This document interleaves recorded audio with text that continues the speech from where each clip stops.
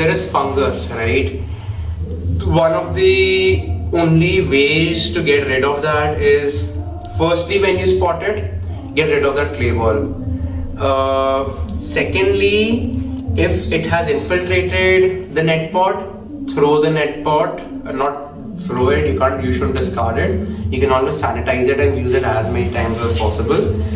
What you do is, you remove the net pot, you isolate that plant from other plants, but if the fungus has reached the net pot, the spores have reached the water. So one of the better things to do then would be use hydrogen peroxide. So that's actually one of the strongest, you can say, bacterial prevention substances that we use. So hydrogen peroxide is actually H2O2. It's water with an extra molecule of oxygen. And what hydrogen peroxide does is that it's actually a corrosive substance, and it will end up killing the spores. It will end up breaking the cell walls of the spores, and you won't have that problem anymore. But you need to wash your net pots, you need to wash your root zone with hydrogen peroxide. Hydrogen peroxide is very easily available from any chemist shop, costs about 60 bucks a bottle.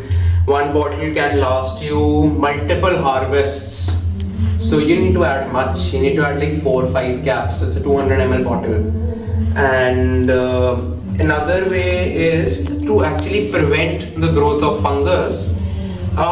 Whatever leaves droop, right? Whatever leaves die, the plant has discarded, don't let them rot. What you can do is just remove them and dump them off.